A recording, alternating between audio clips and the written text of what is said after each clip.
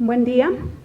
Iniciamos la sesión dándoles la más cordial bienvenida a todos los que siguen la transmisión de esta videoconferencia, que corresponde a la sesión número 80 y penúltima del seminario Repensar las Matemáticas, 10º ciclo. A todos los que nos siguen desde diferentes puntos de la República Mexicana, particularmente San Luis Potosí, Colima y el Distrito Federal, y a los que nos siguen desde otros países como Argentina, Colombia y España, sean todos bienvenidos. El día de hoy, la doctora Liliana Suárez Telles de la CGFIE IPN. Bienvenida, Liliana. Gracias, Isaura. Y su servidora Isaura García Maldonado de la ESICIA IPN. Tenemos el agrado de conversar con el doctor Miguel Wilhelmi, profesor de la Universidad Pública de Navarra, España, sobre el tema de estudio realizado por él y otros colegas titulado La noción del valor absoluto en la enseñanza secundaria obligatoria y el bachillerato. Miguel, muchas gracias por concedernos parte de tu valioso tiempo y compartir con nosotros tus resultados obtenidos sobre la noción del valor absoluto.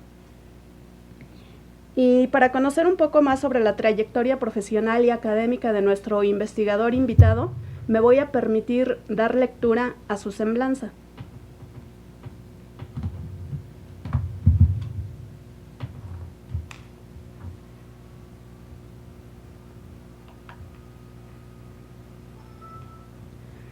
Profesor permanente de la Universidad Pública de Navarra, España, y profesor visitante de la Facultad de Ciencias de la Educación de la Universidad de Piura, el doctor Miguel Wilhelmi posee, además de una amplia entrega sobre las ciencias exactas, un importante bagaje en matemáticas.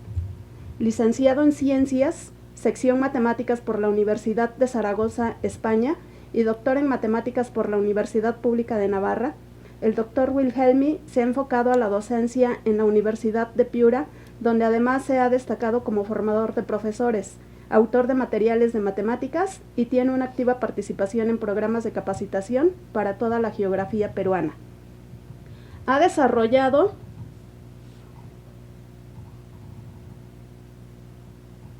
actividades docentes y de investigación en universidades de España y la Universidad Burdeos IV en Francia.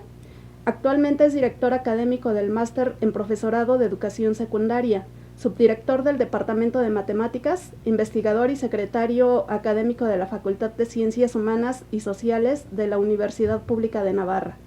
Es miembro de los grupos de investigación Didáctica de la Estadística, Probabilidad y Combinatoria, y Didáctica de la Matemática como disciplina científica de la Sociedad Española de Investigación en Educación Matemática. Cabe decir que ha publicado una veintena de libros para la formación de docentes en diversas áreas matemáticas y capítulos del libro de formación o innovación educativa. En palabras del doctor Wilhelmi, quien dictó el curso El paso de la aritmética al álgebra, ilusiones y control, organizado por la Facultad de Ciencias de la Educación de la Universidad de Piura a profesores de primaria y secundaria de Piura y Lima, dice que las propuestas educativas que separan la formación matemática escolar en asignaturas son inadecuadas, puesto que atentan contra la propia naturaleza de las matemáticas, disciplina que es esencialmente racional. Gracias a su entrega y la compleja tarea de cambiar en la docencia la forma en que las matemáticas son percibidas, fue designado por la Comisión Internacional sobre la Enseñanza de las Matemáticas como el primer merecedor de la medalla Felix Klein, con su elaboración de las bases empíricas de modelos teóricos en didáctica de las matemáticas, reflexiones sobre la teoría de situaciones didácticas y el enfoque ontológico y semiótico. Las matemáticas, y así lo demuestra el doctor Wilhelmi, dotan a quien estudia y practica un nuevo sentido de la vida. Se encuentran respuestas donde antes solo habían preguntas.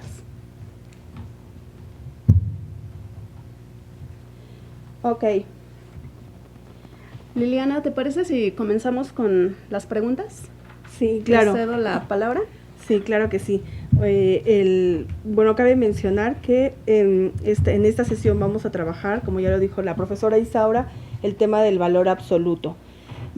Pero también hay un tema transversal que recorre todos los contenidos matemáticos, que es el de la definición que vamos a trabajar el día de hoy.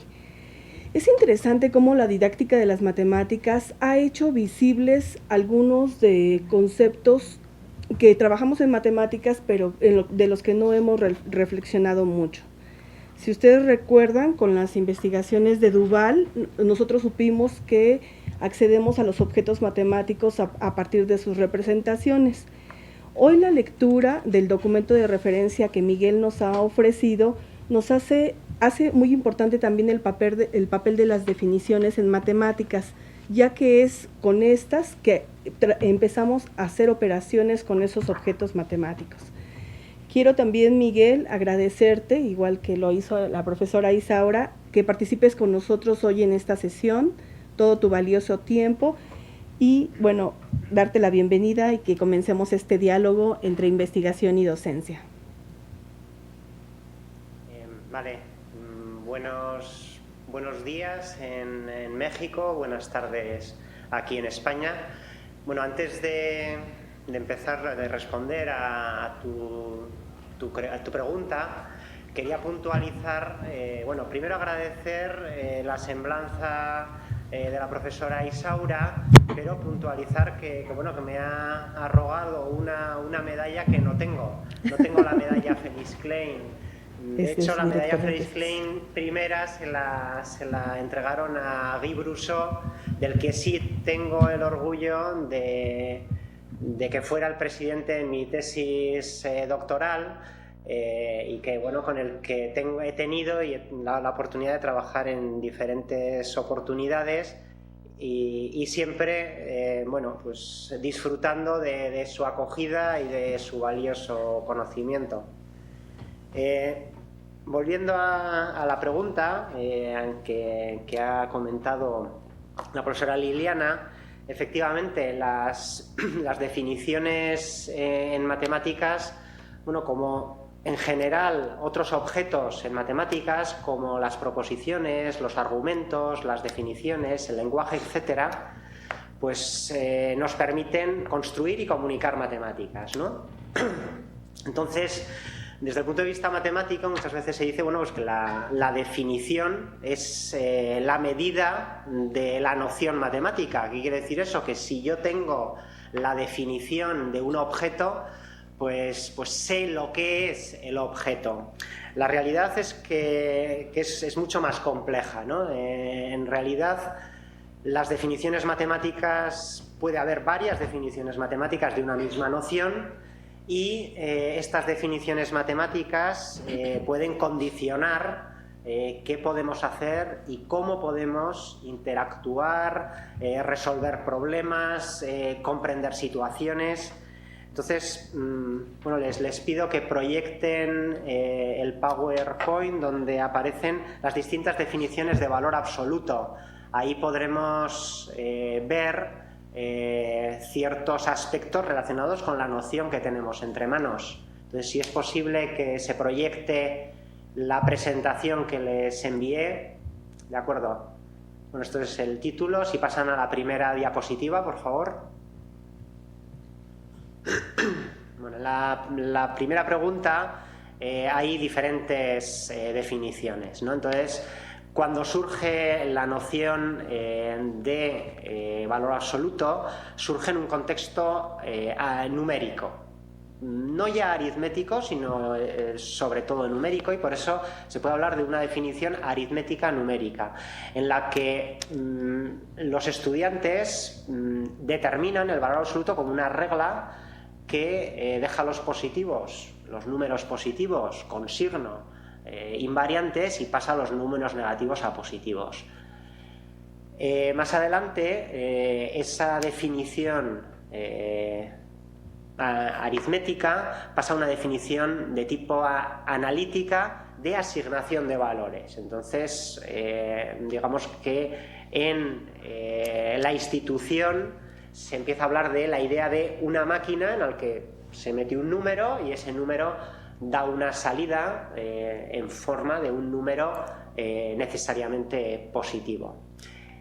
Estas definiciones aritmética numérica o analítica dotan de una estructura a los números naturales, ya que permiten un ordenamiento. Ese ordenamiento nos hace decir que 2 es, en el ordenamiento relativo al valor absoluto menor que -3, ya que 2, el valor absoluto de 2, es menor que el valor absoluto de 3. ¿Por qué? Pues porque ese ordenamiento se establece marcando la distancia al 0.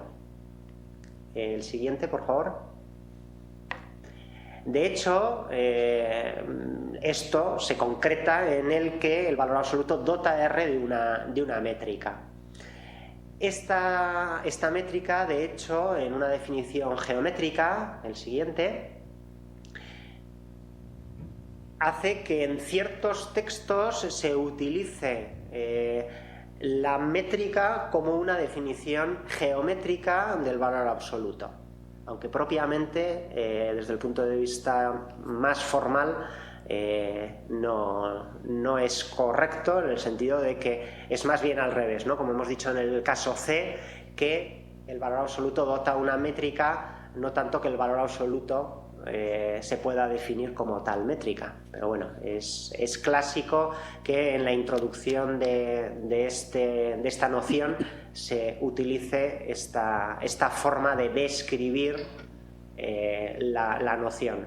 Pasamos a la siguiente diapositiva.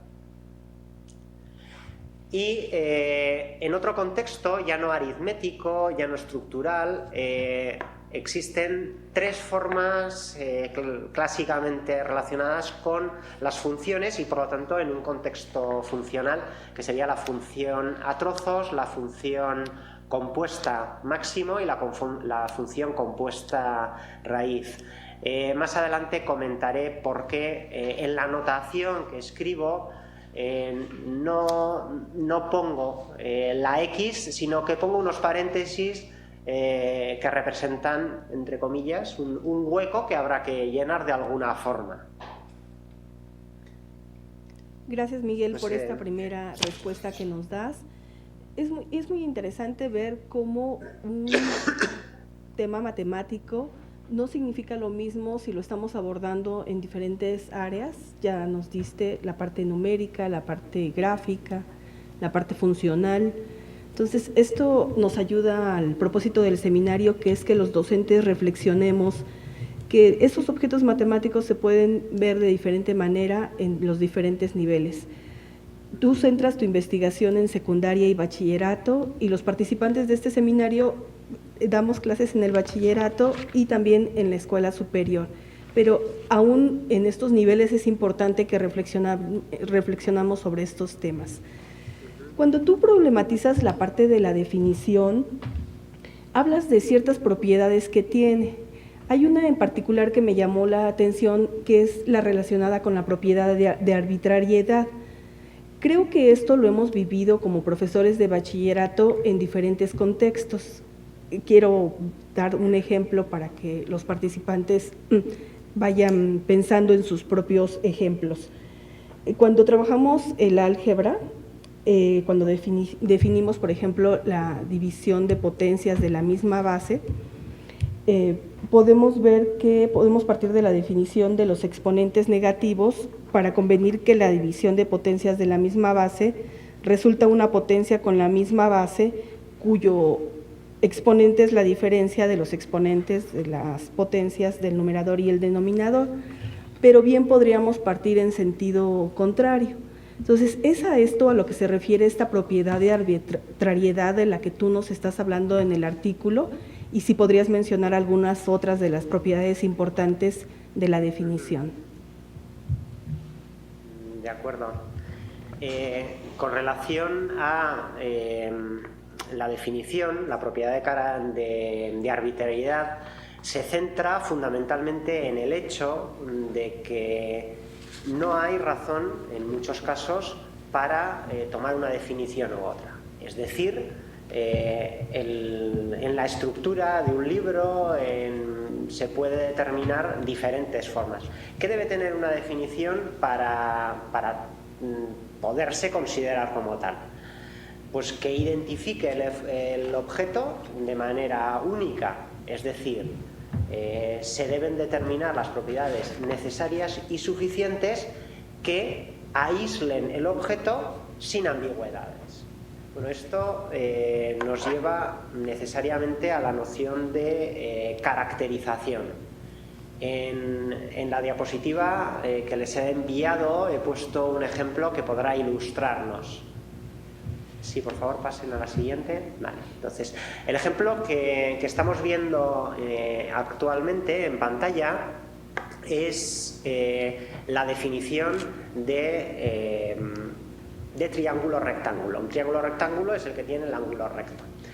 Pero no habría ningún inconveniente en definirlo como aquel que verifica la propiedad de Pitágoras. Entonces, la propiedad de Pitágoras, ¿cuál es la propiedad de Pitágoras? Pues que si determinamos un lado, el más largo de un triángulo, en este caso lo hemos denotado con la letra C, y observamos que el cuadrado de la longitud de ese lado es igual a la suma de los otros dos lados, podemos concluir que el triángulo es rectángulo. En la diapositiva se observa la demostración. Si c al cuadrado es igual al cuadrado, entonces, dividiendo ambos miembros entre c al cuadrado, obtenemos que el seno del ángulo A al cuadrado más el coseno del ángulo A al cuadrado es igual a 1. Y eso es la fórmula fundamental de la trigonometría, que nos hace ver que necesariamente el ángulo opuesto al el ángulo opuesto al lado C, es decir, el vértice C, es rectángulo. Es decir, la propiedad que la suma de dos lados sean igual elevados al cuadrado, sean igual al cuadrado del mayor, en este caso c al cuadrado igual a al cuadrado más b al cuadrado, puede utilizarse como una definición de triángulo rectángulo. Esto no es usual, es decir, en general podríamos decir que la propiedad que acabamos de describir es una caracterización de los triángulos rectángulos. Cuando decimos caracterización, una caracterización es una definición porque aísla de manera única un objeto, es decir, permite distinguirlo de manera unívoca dentro de un conjunto de otros objetos, pero que socialmente no es admitida como definición, sino como una propiedad característica del objeto. Bueno, esto que aquí podría parecer, digamos, anecdótico, pues sucede algo parecido cuando tenemos, por ejemplo, la definición de dos sucesos independientes. Dos sucesos independientes es que la propiedad condicionada de A sobre B sea igual a la propiedad de A, es decir, que A no esté condicionado porque se cumpla o no se cumpla el suceso B. Sin embargo, muchas veces esto no se define así, sino como se define que dos sucesos son independientes si la propiedad de la intersección es la propiedad, el producto de las probabilidades. Otro ejemplo, cuando estamos en el análisis... No, todavía no, esto es para la pregunta 3, así que, de hecho, la pregunta 2, esta diapositiva, la pueden quitar y que salga solamente mi imagen, porque ahora ya no nos vamos a apoyar, ¿de acuerdo? Entonces, lo que estaba diciendo es que cuando tenemos el análisis matemático, la definición de continuidad de una función, se puede definir con la propiedad epsilon delta, que es la propiedad con la que se suele introducir, pero en el desarrollo de un análisis más formal, basado en el conjunto de los números reales y posteriormente en las sucesiones, la caracterización epsilon delta aparece como una caracterización, es decir, se demuestra que es cierto para todas las funciones continuas. Es decir, caracterización y definición, ¿sí?, son dos formas de identificar de manera unívoca un objeto, y la única diferencia entre la una y la otra es de índole histórico-cultural. Es decir, las definiciones se aceptan como definiciones porque en algún momento se ha creído que es la mejor descripción, más sucinta, más concreta, más próxima a los axiomas y a las propiedades de la teoría que permiten identificar el objeto. Y la caracterización se entiende como una propiedad que también identifica unívocamente, pero que se le atribuye un cierto desarrollo en la teoría y por lo tanto no se toma como el inicio de introducción de la noción que se tiene entre manos, ¿no? Miguel, muy interesante tu respuesta. Veo que aquí los profesores tenemos más ejemplos de esta parte de la definición, no solo en geometría, que fue el primer ejemplo que nos mostraste, sino también en probabilidad estadística y este último en el campo del análisis, del cálculo. Pero le voy a ceder la palabra a la profesora Isaura porque ella también tiene preguntas para ti. Muchas gracias, Liliana. Bueno, también se me hizo muy interesante este análisis y esta relación sobre la caracterización y definición para identificar de manera unívoca un objeto que nos marca Miguel. Bueno, yo voy a pasar a otra pregunta en base al artículo que él nos compartió. Isaura, Liliana, no escucho la voz. Sí. Perdón, Miguel, te voy a glosar lo que dijo. Falla. Sí, no prendí el micrófono. No, decía que los profesores tenemos varios ejemplos con los que tú nos has proporcionado en este momento, tanto en la parte de la geometría como probabilidad estadística y el análisis. Y ya le había cedido la palabra a la maestra Isaura para que también ella interactúe contigo. Gracias, Liliana. Comentaba que se me hizo muy interesante esta relación que nos hizo Miguel sobre la caracterización y definición para identificar de manera unívoca pues un objeto. Se me hizo muy interesante esta parte. Bueno, voy a pasar a una pregunta más basándonos en el artículo que nos compartió Miguel. Y esta dice, en el marco teórico que utilizas, destaca la complejidad de la noción de significado y abarca un listado grande de elementos. De estos, la diversidad de contextos de uso de las nociones es particularmente importante. ¿Puedes decirnos cuáles son los contextos de la noción de valor absoluto más significativos para la enseñanza secundaria y el bachillerato, considerando que la edad de los estudiantes de ambos niveles son diferentes? De acuerdo. En la diapositiva, por favor. Vale, los dos contextos, digamos, dos grandes grupos de contextos son los contextos no funcionales y el contexto funcional. Entonces, si pulsan el enlace contextos no funcionales,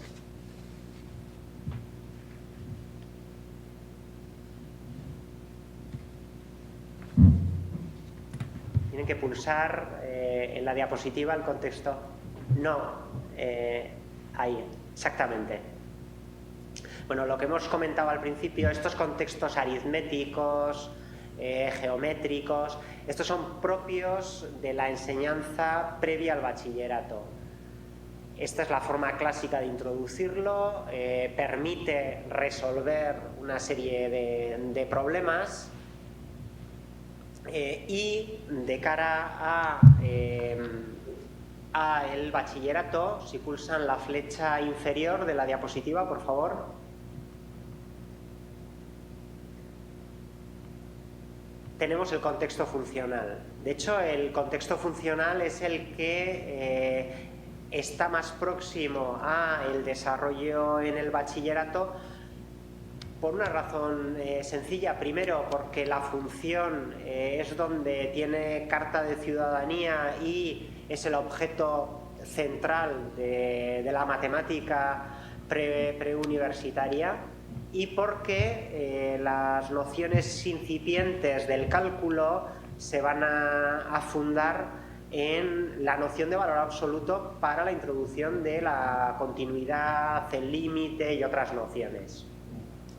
Como he comentado antes, en esta descripción o transcripción, o mejor, notación de la función es, no aparece valor absoluto de x, aparece valor absoluto de un paréntesis. ¿Por qué?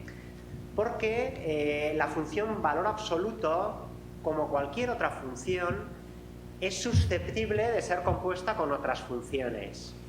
Es decir, es necesario tener en cuenta que el valor absoluto puede ser aplicado como función a cualquier otra función y por lo tanto no tenemos que hablar necesariamente de la función de x, que estaríamos hablando de la función valor absoluto de la función identidad, sino que podremos hablar del valor absoluto del seno de x o de x cuadrado menos 3 o de cualquier función polinómica en general.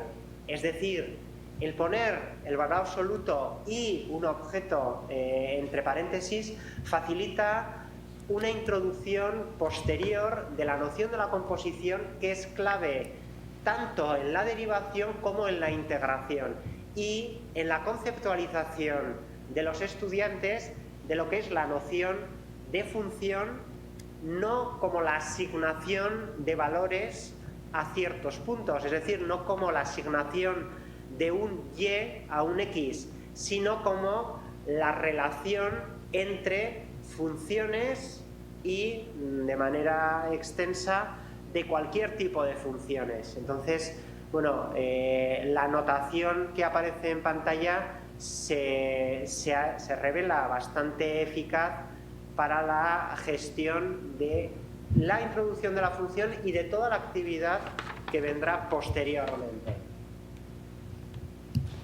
Bien, muchas gracias por tu respuesta, Miguel. Es muy interesante, pues, cómo dividen esta parte de contextos no funcionales para el nivel secundaria y funcionales para el nivel bachillerato. Voy a pasar a otra pregunta. Al momento de considerar el conflicto que existe entre la estructura formal de las matemáticas y las tendencias cognitivas de los estudiantes, surge la necesidad de buscar la idoneidad didáctica de las técnicas asociadas a la definición de un concepto. ¿Cuál es tu principal aportación al estudio de la idoneidad didáctica en la enseñanza y aprendizaje de la noción del valor absoluto? Vale, la noción de idoneidad la idoneidad didáctica tiene tres dimensiones. Se puede describir alguna de las dimensiones que voy a decir en diferentes subdimensiones, pero las tres fundamentales son la idoneidad epistémica, cognitiva e instruccional.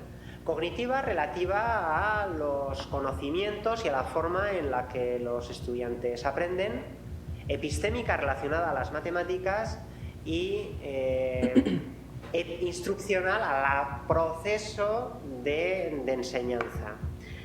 Entonces, una diapositiva, por favor. Dos ejemplos que nos pueden ilustrar el concepto de idoneidad con relación a las definiciones de valor absoluto.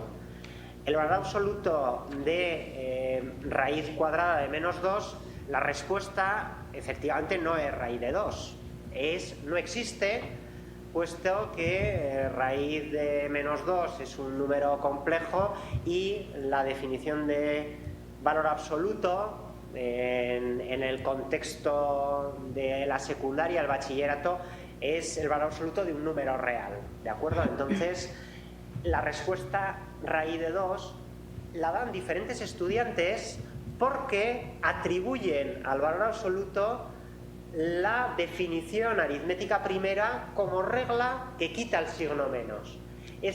Quitar el signo menos lo aplican de manera sistemática a los estudiantes. ¿Qué quiere decir esto? Que raíz de menos 2, el valor absoluto de este objeto se obtiene simplemente quitando el signo menos. De la misma forma que a 2 menos raíz de 2, el valor absoluto se obtiene quitando el signo menos y por lo tanto es 2 más raíz de 2. Esto es un indicador de una confusión radical de lo que es el valor absoluto. Pero denota también un conocimiento, es decir, el conocimiento de la regla. Entonces, a pesar de que el comportamiento es erróneo, a pesar de que el conocimiento es inadecuado, el que están demostrando los estudiantes, está en la base de un conocimiento que es la regla quitar el signo menos. ¿Esto cómo se nos relaciona con la idoneidad? Se nos relaciona con la idoneidad porque la definición de noción en contextos funcionales se revela mucho más eficaz. Es decir, lo que vamos a ver posteriormente y lo que se ve en el trabajo es que el trabajo, en las respuestas de los estudiantes, aquellos que tienen adquirido la noción de valor absoluto en un contexto funcional son más eficaces. Es decir, a largo plazo se revela más idóneo desde el punto de vista tanto epistémico como instruccional como cognitivo la introducción funcional que la introducción aritmética. Sí, muchas gracias, Miguel, por la respuesta. Nuevamente, pues muy interesante también relacionar para el aprendizaje de un objeto matemático estas tres dimensiones de la idoneidad, que es la dimensión epistemológica, la cognitiva y la instruccional. Y el ejemplo que pues nos diste es muy claro para que entendamos esta relación entre las tres dimensiones. Le voy a ceder la palabra a la doctora Liliana para que plantee otras preguntas. Sí, Miguel, muy interesantes tus respuestas. Has puesto sobre la mesa más asuntos que servirán de base para la reflexión del profesor. Nos hablaste de que la función es uno de los elementos primordiales en el bachillerato. Fíjate que en el Instituto Politécnico Nacional, acá en el Bachillerato Politécnico, trabajamos el álgebra, la geometría analítica como materias separadas del cálculo, donde el cálculo tiene, como tú bien lo dijiste, la parte central en las funciones. Pero sería bueno ver estas otras materias que trabajamos en bachillerato también desde el término de vista de las funciones. Con respecto a tu segunda respuesta, pues has hecho evidente cómo esos que nosotros consideramos errores en los estudiantes tienen una lógica interna y tienen que ver con aprendizajes previamente adquiridos que en esta manera como tú nos lo estás relatando y haciendo evidente, es los dos grandes contextos del valor absoluto, el que tiene que ver con la parte aritmética, analítica, y el de la parte funcional. Muy interesante, Miguel, de verdad, muchas gracias. Yo quiero concentrarme en la representación gráfica del valor absoluto. En la revisión del estado del arte que nos ofreces en tu artículo de referencia, dices que el análisis gráfico en el plano cartesiano de funciones lineales a trozos es muy importante para el valor absoluto. ¿Podrías hablarnos más acerca de este papel de la parte gráfica en el análisis y en el aprendizaje del valor absoluto?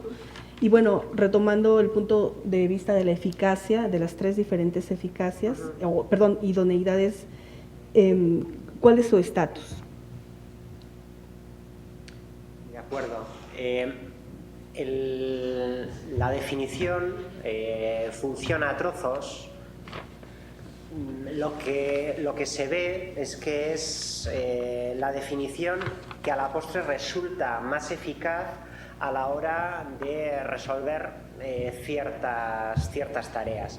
En el texto se expresa y se describe cómo las diferentes definiciones condicionan cómo resolver una ecuación con valores absolutos. Pero en relación a la representación gráfica de funciones, si, por ejemplo, tenemos que representar el valor absoluto de seno de x y el valor absoluto de x respecto al seno de x, volvemos a la representación que hemos visto antes, que tenemos el valor absoluto de un paréntesis. En este caso, lo que va dentro del paréntesis es el seno de x. Entonces, si yo quiero representar el valor absoluto del seno de x, ¿cómo tendría que proceder? De manera sencilla. yo representaría el seno de X sin valor absoluto, es decir, yo reconozco que es una función sinusal con un máximo, un mínimo, que es periódica, la represento con toda la información que tengo relativo a la función seno. Y una vez que está representada, lo único que tengo que observar es que el valor absoluto de X deja la parte positiva tal cual y la parte negativa se obtiene. Para representar el valor absoluto tengo que obtener la simétrica de respecto al eje de las abscisas, es decir, del eje de las X, y por lo tanto, digamos, la función valor a trozos es muy eficaz a la hora de la representación gráfica, puesto que lo que tengo que tener claro es conocer cómo se representa una determinada función sin valor absoluto y establecer cuál es la parte positiva, la parte negativa. La parte positiva la dejo tal cual, la parte negativa debo trazar la simétrica respecto al eje X. Sin embargo, representar el valor absoluto utilizando la función compuesta raíz cuadrada ya no es tan evidente. Es decir, la función raíz cuadrada, siendo equivalente desde el punto de vista matemático, no lo es desde el punto de vista ni cognitivo ni desde el punto de vista de la actividad que deben realizar los estudiantes a la hora de afrontar una tarea. En resumen, la propuesta clásica matemática de la construcción formal basada en la axiomática y en el procedimiento formal, podríamos decir gilbertiano, tal como desde Hilbert pues, se entiende el desarrollo de las matemáticas, pues se crea un desfase entre la equivalencia matemática, es decir, si somos capaces de establecer una propiedad sí, solo sí, entre dos proposiciones, definiciones u objetos matemáticos en general, y dos, la equivalencia desde el punto de vista de la actividad matemática, es decir, de la realización de tareas por parte de estudiantes. Entonces, lo que se pone de manifiesto en el trabajo es que el establecimiento de equivalencia sí, solo sí, desde el punto de vista matemático, no representa la equivalencia desde el punto de vista cognitivo, instruccional, didáctico, porque la actividad matemática ligada a objetos equivalentes no tiene por qué ser el mismo. Gracias, Miguel. Sí, dime. Sí, una puntualización que creo que he indicado en la transparencia que les he enviado. ¿Para esta pregunta? Sí, un aspecto muy concreto respecto a los tipos de errores. Sí, ¿pueden pasarnos la diapositiva, por favor? Vale. Es otra. Esta... Ajá. Sí, no, me refiero a esto. Ah, sí, a la pregunta. Sí, no, sí. A la anterior. A la anterior. De acuerdo. ¿Por qué? Porque antes hemos visto una serie de errores vinculados a la definición aritmética. Valor absoluto de raíz de menos 2 es raíz de 2. ¿Por qué? Porque le quito el signo menos. Ese error está vinculado a cómo se ha introducido la noción. Es decir, el que una noción sea más eficaz, no solamente porque me permite resolver las tareas de manera más eficaz, por ejemplo, en la resolución de ecuaciones como aparece en el trabajo o en la representación del seno de X como acabo de explicar, sino que las definiciones pueden condicionar la evolución de los aprendizajes de los sujetos. De hecho, el error de establecer que el valor absoluto de raíz de menos 2 es 2 no es anecdótico. Es decir, hay estudiantes que tienen este tipo de errores y, por lo tanto, uno de las cosas, de los aspectos que debemos analizar es no solamente la eficacia de las nociones, sino también los errores vinculados a la actividad matemática y a las distintas tipologías de errores, si son o no anecdóticos, si son o no reproducibles, es decir, si sujetos en las mismas condiciones son observables en sujetos en las mismas condiciones, y por último, si son o no recurrentes, es decir, que con el paso del tiempo el sujeto recae de alguna forma o reproduce esos errores en situaciones y contextos similares. Miguel, muchas gracias por tu pregunta y porque nos ofreces un documento más de referencia para revisar este tema muy interesante de cómo tratar el error en los salones de clases, y bueno, esto que yo no lo había pensado, de cómo puede en una evolución del error llegarse a constituir como un obstáculo. Y bueno, y la respuesta que nos diste con respecto a la parte de la representación gráfica y cómo es un tratamiento diferente el que puede darnos la definición de la raíz cuadrada o de la función a trozos. Muy interesante. Bien, yo voy a pasar a otra pregunta, basándome en el documento de referencia que nos presentas. En el anexo de este documento, tú presentas un cuestionario que te sirvió para explorar la noción de valor absoluto como función a trozos y a partir de su definición aritmética. ¿Podrías platicarnos cómo las respuestas que dan los alumnos a este cuestionario nos explican las diferencias y similitudes entre estas dos definiciones de la noción de valor absoluto? Sí. En la última diapositiva aparece el cuestionario, que yo creo que sería lo más propio ver el cuestionario para poder identificar por qué fue construido de esta forma el cuestionario y no de otra forma. Es decir, cuál es el objetivo de cada una de las preguntas propuestas. Bueno, el cuestionario lo tienen en el texto de la publicación, pero vamos a referirnos a él por las preguntas 1, 2, 3 y 4. Bueno, en la pregunta 1 lo que buscamos es una pregunta de control, básicamente.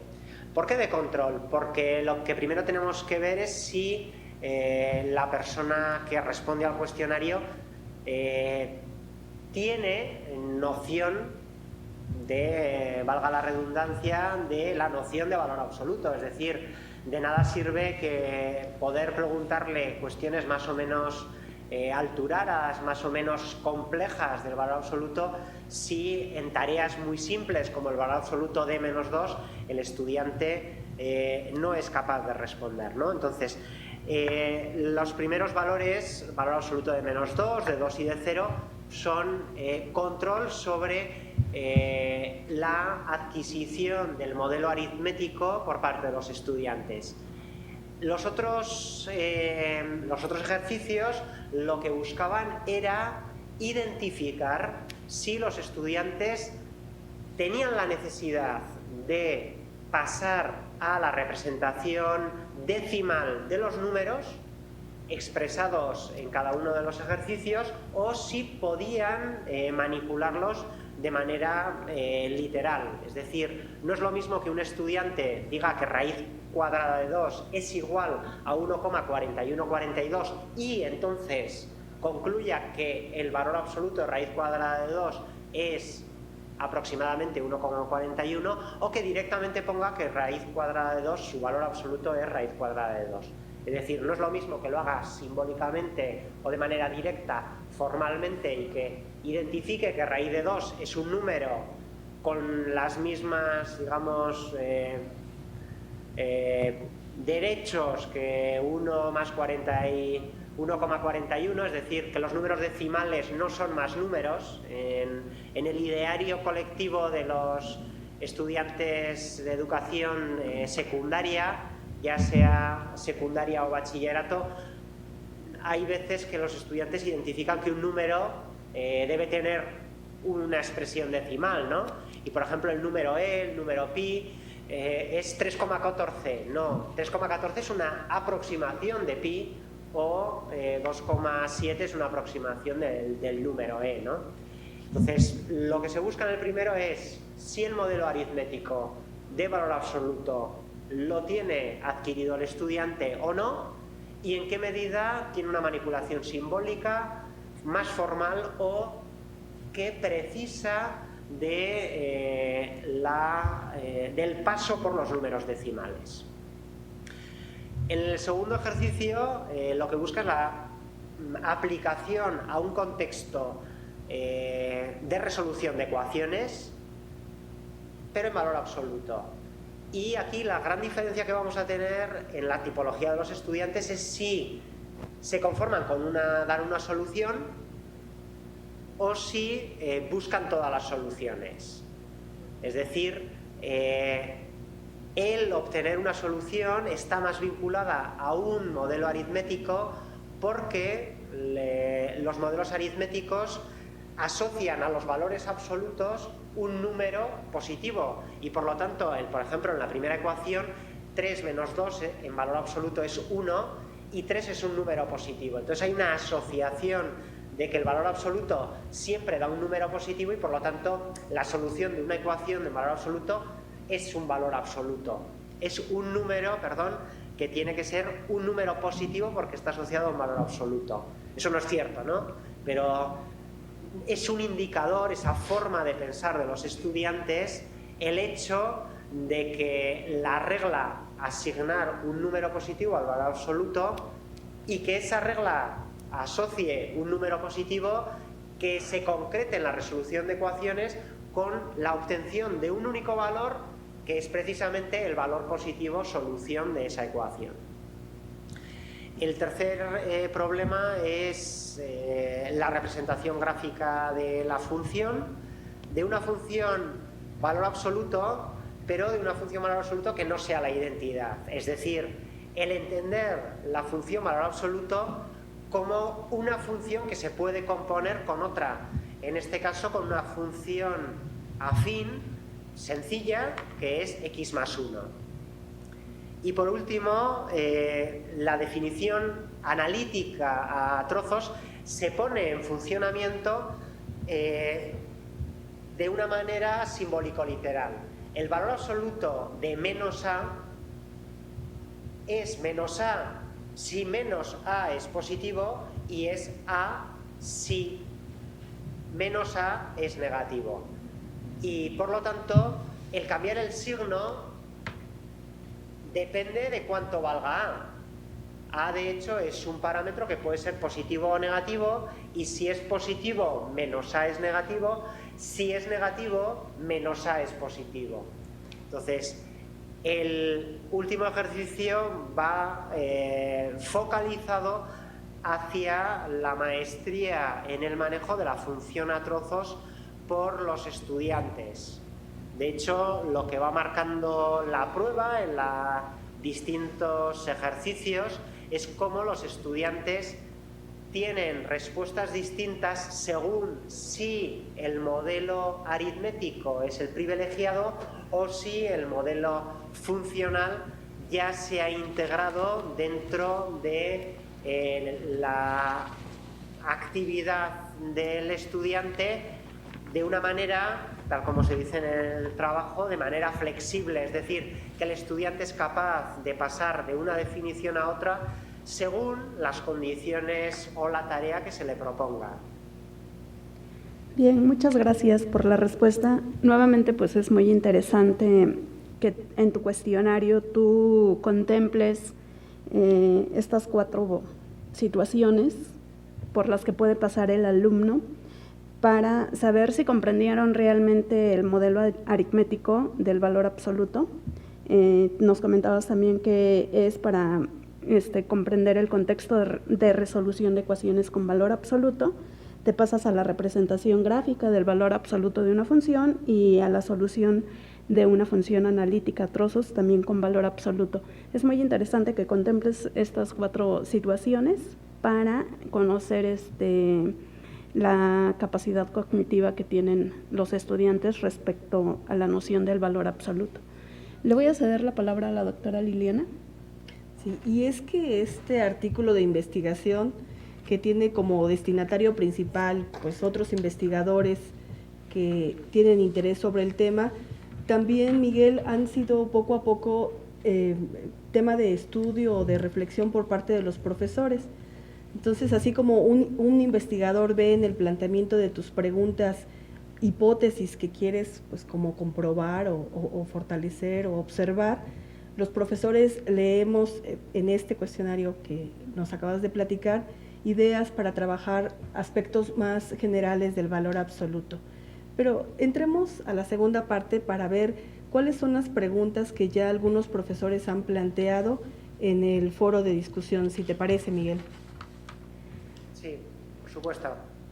Bueno, voy a leer la pregunta de Carlos Eduardo. Él nos escribe de la Universidad de Colima, nos llegó su pregunta por correo electrónico y dice: cuando mencionas las dificultades que tienen los estudiantes para considerar los cuadrados como rectángulos y los cubos como paralelepípedos, y dices que hay definiciones jerárquicas y en particiones, tiene duda acerca de a qué se refieren los autores Fishben y Mariotti cuando hablan de una spontaneous dimension en su armonización del punto de vista axiomático deductivo y las tendencias cognitivas de los estudiantes.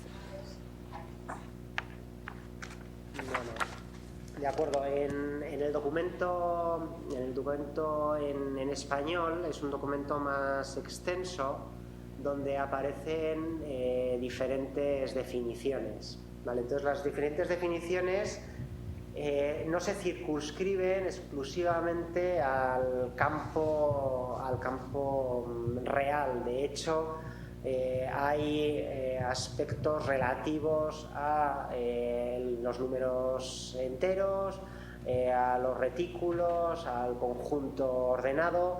Entonces, estas definiciones es lo que buscábamos en este documento, que es un documento más de trabajo, ¿de acuerdo? Entonces, lo que se busca es contextualizar el valor absoluto dentro de una panorámica más amplia. De hecho, cuando se hace, por ejemplo, en particular en la educación secundaria, la definición geométrica en la que se identifica que el valor absoluto es la distancia al cero, ¿sí? Eso tiene en particular una relación directa con el módulo de un vector y ese módulo de un vector en una unidireccional o bien en diferentes dimensiones. Por lo tanto, no estaríamos hablando de valor absoluto, sino de norma. Entonces, en este contexto se circunscriben estas nuevas definiciones. El hecho de que el valor absoluto como tal permite la definición de una métrica, de una norma y por lo tanto estructurar y definir diferentes aspectos. De hecho, uno de los aspectos centrales para valorar la necesidad del valor absoluto en el análisis matemático, en la introducción, en el bachillerato, es que nos permite, es una de las nociones claves para poder definir el límite y la función continua. Muchas gracias. Le vamos a pedir al profesor Carlos Eduardo que trate de poner estos cuestionamientos y lo que percibió de tu respuesta en el foro de discusión. Vamos a leer otra pregunta, Isaura. Sí, voy a pasar a la lectura de una pregunta de la profesora Adriana Gómez Reyes, del CECIT 13. Ella subió 2 preguntas al foro de discusión. Me voy a permitir leer una sola de ellas para que pasemos a otras participaciones. Nos dice: es difícil para los estudiantes observar la equivalencia de distintas definiciones, así como la conveniencia de una u otra según el contexto. ¿Puede comentar la importancia de comprender esta idea y hacernos alguna recomendación al respecto? Sí, de hecho, uno de los aspectos claves que se describe en este y en algún otro trabajo es la noción de pensamiento flexible, pensamiento matemático flexible. Entonces, ¿qué significa el pensamiento matemático flexible? Que una noción, un proceso, un objeto matemático en general puede tener el desarrollo en diferentes contextos matemáticos, geométrico, aritmético, analítico u otros, ¿no? Y ¿cómo se detecta que un estudiante tiene un pensamiento matemático flexible? Porque tiene la capacidad de identificar en cada contexto, en cada problema, en cada tarea, cuál de las nociones y desarrollos es más útil para responder de manera más eficaz a la tarea. Si me preguntan cuál es el valor absoluto de -2, cualquiera de nosotros respondería que es 2. No, en ningún caso, ni de manera latente, ni de manera indirecta, pensamos en la función a trozos. Tenemos un número, -2, es un número entero, y el valor absoluto de -2 es 2. Es decir, la definición aritmética es suficiente y es la más eficaz para dar la respuesta inmediata. Esto efectivamente es muy complejo de enseñar, eso hay que ser consciente, y el objetivo que habría que tener, ¿cuál es? No tanto buscar tareas para enseñarlo, sino buscar tareas que exigieran al estudiante nuevas formas de entender la noción. En ese sentido, digamos, la clave del docente es la determinación de situaciones, de tareas, de actividades que exijan al estudiante la adquisición de una noción, porque la forma de entender la noción no es lo suficientemente eficaz. Por ejemplo, la resolución de ecuaciones en el cuestionario, la resolución de ecuaciones lineales con valor absoluto, el ejercicio 2 del cuestionario, se plantean ecuaciones de primer grado con valor absoluto. Si se tiene exclusivamente la definición aritmética, se tendrá el déficit de que normalmente se dé una solución y que no se encuentren todas.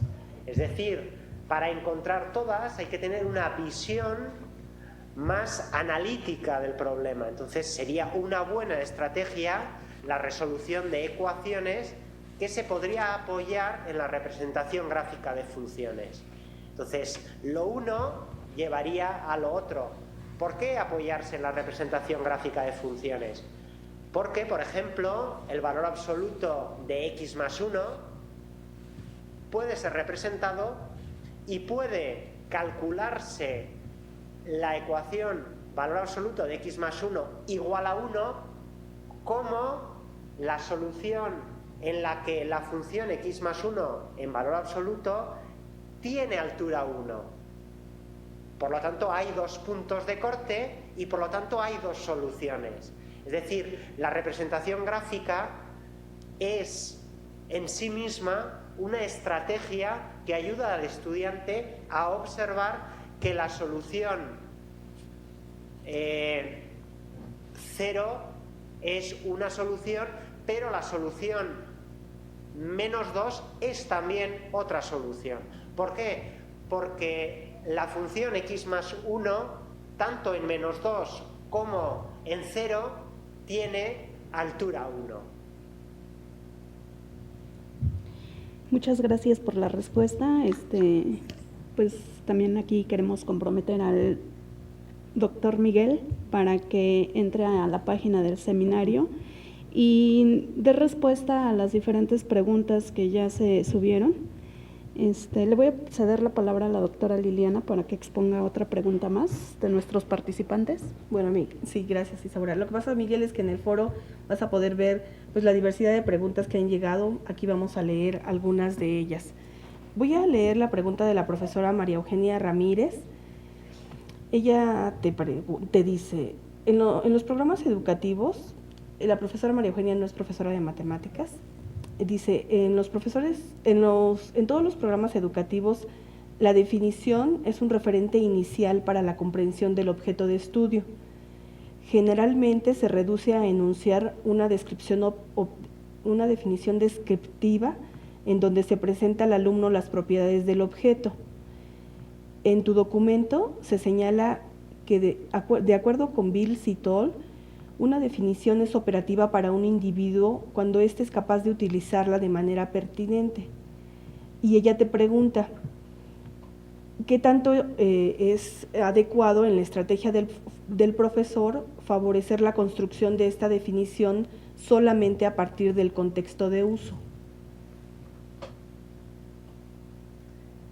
De acuerdo. En las propuestas tradicionales, lo usual es lo que ha descrito la profesora: introducir una noción, una propiedad, una técnica, y después aplicarla en ejercicios, en problemas, en situaciones. Entonces, la labor del docente básicamente es mostrar cómo una noción es interesante en algún ejemplo, en algún contexto, y proponer la aplicación en otros ejercicios, en otros problemas, en otros contextos.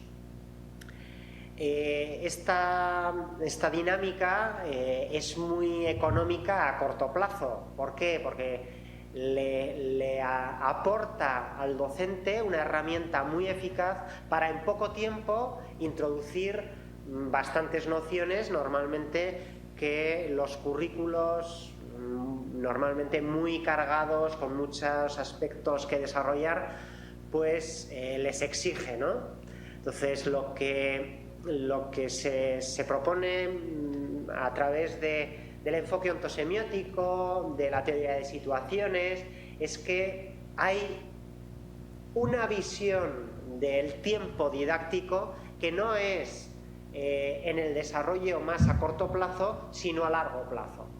Es decir, en la adquisición de significado por los estudiantes. Es decir, si un desarrollo permite o no permite dotar de sentido, y por lo tanto, al dotar de sentido a una noción o a un procedimiento, el estudiante tiene la capacidad de reutilizarlo a posteriori. Entonces, la dotación de sentido a través de situaciones, de propuestas que normalmente trasladan la responsabilidad matemática al estudiante, llevan consigo que el significado se estabiliza y por lo tanto se convierte en un significado reutilizable y más eficaz a corto plazo.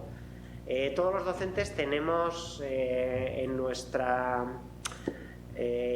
día a día la tentación de decir, pero si esto ya te lo he explicado.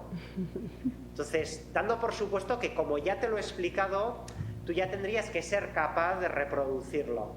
Y la realidad es que en muchos casos la mostración de un objeto, el decir esto es así y se aplica de esta forma y ahora tú lo tienes que aplicar, a corto plazo permite el desarrollo de la actividad que se quiere alcanzar, pero a largo plazo crea un déficit respecto a el significado, el sentido y a la capacidad que tienen los sujetos de reutilizar.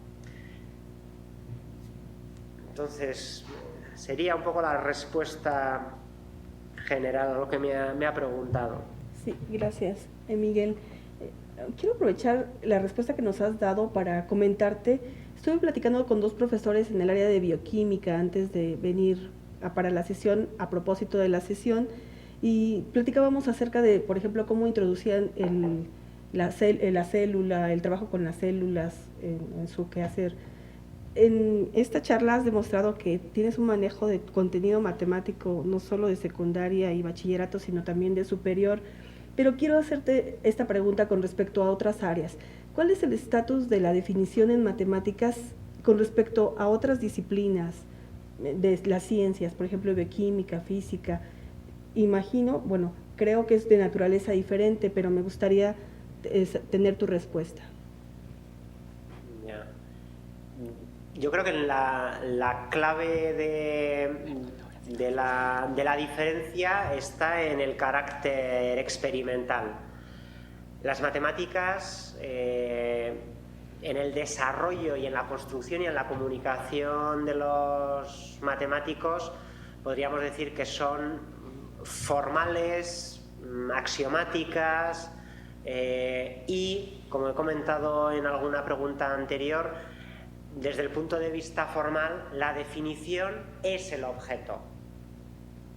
¿Qué quiere decir esto? Que si yo defino un objeto, ya no tengo que discutir qué es o qué deja de ser, sino que el objeto es, pues, lo que he definido, y por lo tanto es aquel objeto que cumple esa serie de propiedades que lo distinguen de manera unívoca respecto